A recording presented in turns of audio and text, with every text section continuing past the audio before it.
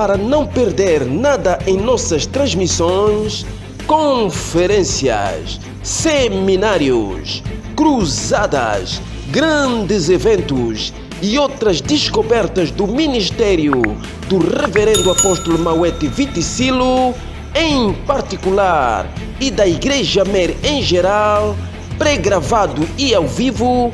Inscreva-se no canal do YouTube Mer Oficial TV, canal da reconciliação. Olá, viva a paz do Senhor a todos.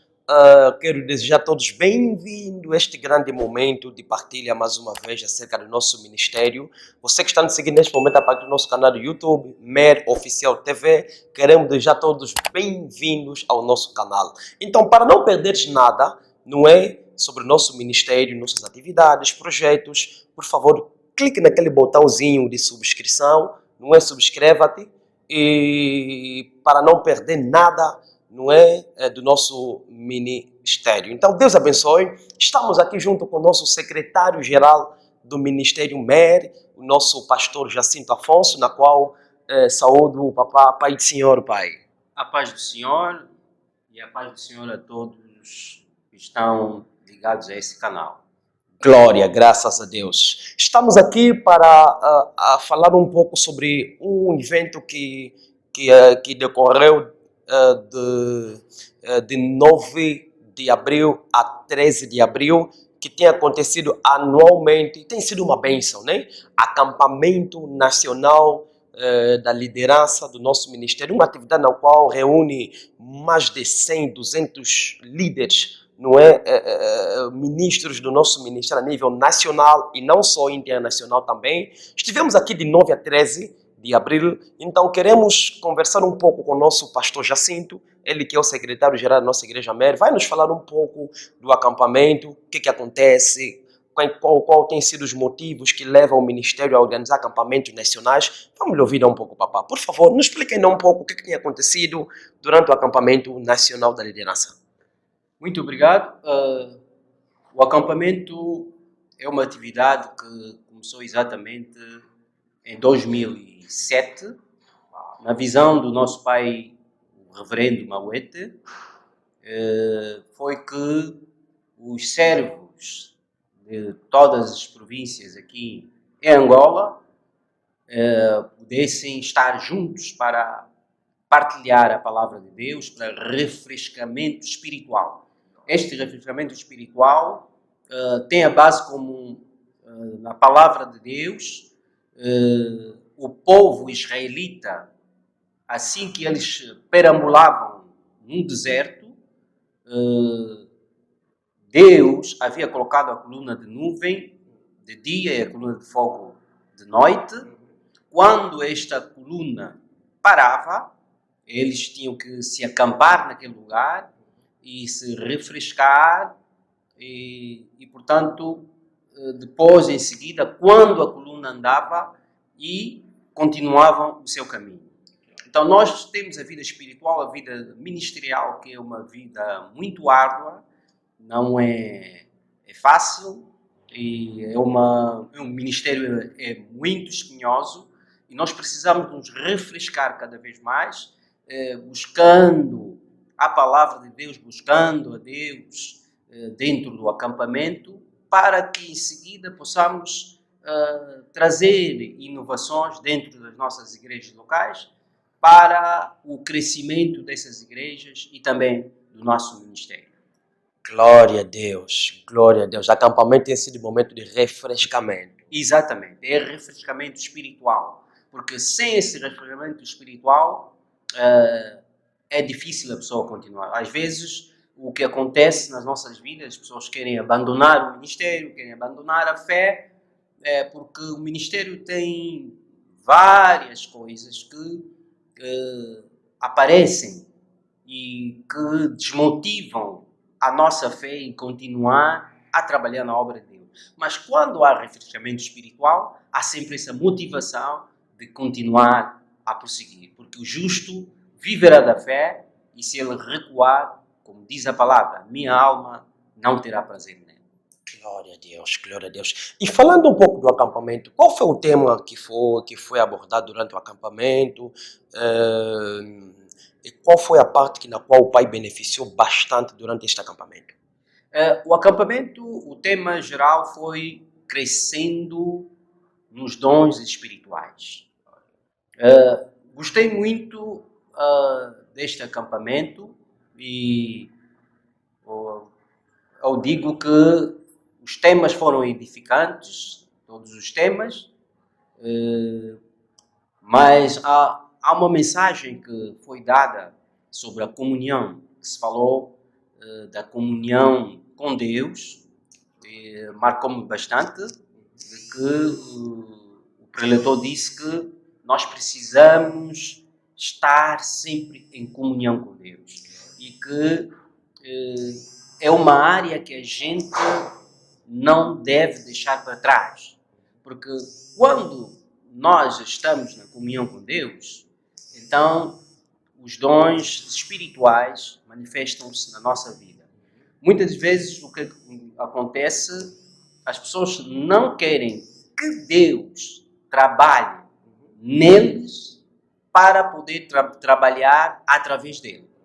E o preletor disse muito bem, nós precisamos que Deus opera primeiro em nós, depois ele vai operar através de nós. Então, quando nós estamos em comunhão com Deus, estamos em contato com Deus, obviamente que Deus usará a nossa vida e que os dons vão se manifestar naturalmente. Os dons vão se manifestar naturalmente. Sem esforço nenhum, sem esforço humano, porque são manifestações sobrenaturais da parte de Deus para o homem. Então, esses dons estão ligados para um certo crescimento, não é? Exatamente. Os dons servem para a edificação da igreja, porque o objetivo é esse. Todo dom que Deus dá ao homem serve para a edificação da própria igreja, para o crescimento da própria igreja. Exatamente. Glória a Deus, glória a Deus. Então, na qualidade do pastor consagrado, queremos saber um pouco, o pai está há quanto tempo no ministério? Qual foi o ano em que o pai foi consagrado? Não é? Nos explica um pouco sobre uma história da trajetória do papá durante todo o teu ministério até nos dias de hoje. No ministério eu estou há bastante tempo, vamos dizer, quando acreditei em Cristo, foi em 1992, dia 5 de agosto de 1992. A partir daquela data, começamos a servir a Deus.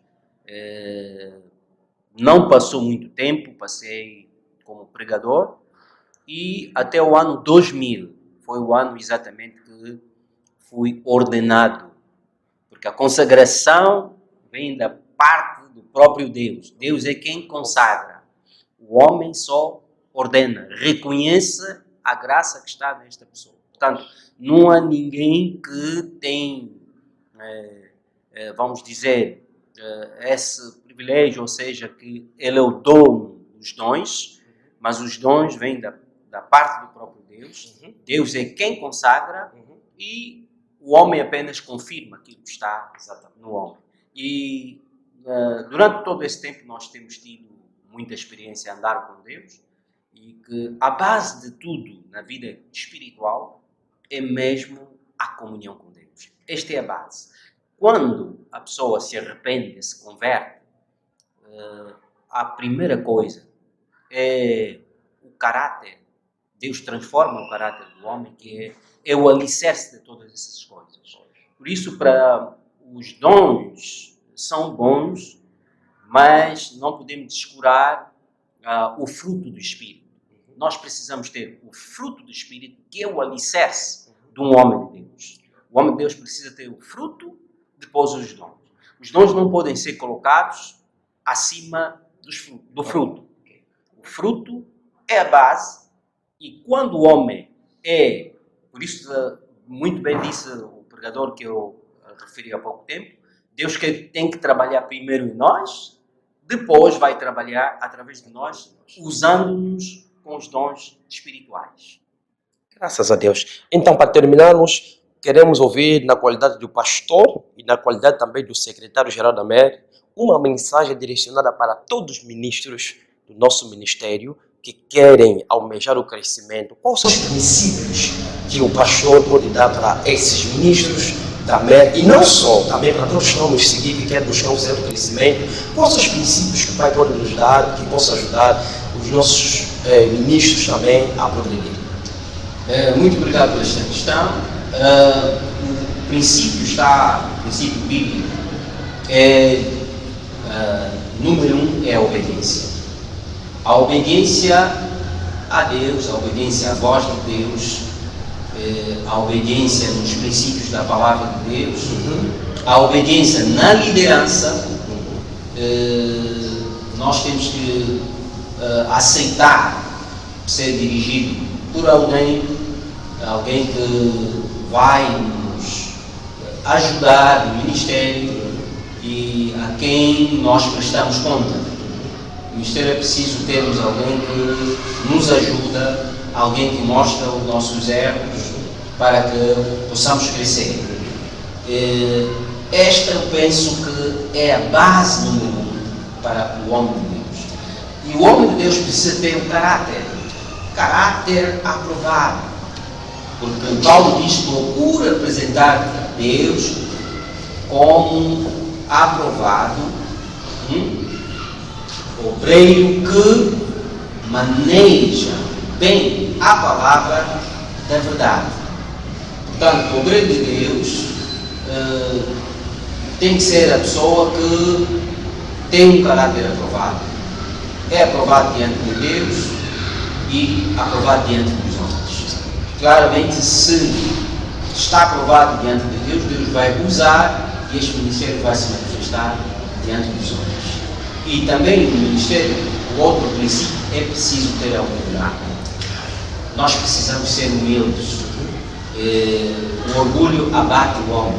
Muitos começaram a ser usados por Deus, mas por causa do seu orgulho pereceram no meio. Nós temos a experiência disso, de muitos que começaram o ministério. Deus passou a usar essas pessoas, ao invés de ter a humildade, de reconhecer que no ministério nós temos outros nosso líder, nossos irmãos que são nossos mais velhos também na fé, respeitar também aqueles que vêm e ser humilde, sempre aprender, um espírito pronto para aprender todos os dias, porque no ministério nós aprendemos todos os dias. Mas se nós ficarmos com orgulho, que já sabemos, já temos o conhecimento, é isso que abate o homem, porque o orgulho abate o homem. E muitos ministros de Deus que começaram bem e acabaram mal por causa do orgulho. Glória a Deus, que linda mensagem, não é? Matar-nos orgulho, porque a Bíblia diz: Deus faz a graça aos humildes, não é? E resiste aos orgulhosos. Então Deus abençoe você do outro lado que está nos seguindo. Não esqueça, tá bom? Subscreva no nosso canal para não perder nenhuma novidade do nosso ministério. Estamos aqui, somos a MER, Missão Evangélica de Reconciliação em Angola. Servimos a Deus aqui debaixo da unção e liderança do nosso papá, Dade Reverendo Apóstolo Mauete Fitis. Então Deus te abençoe, fique ligado, estamos juntos. Abraços.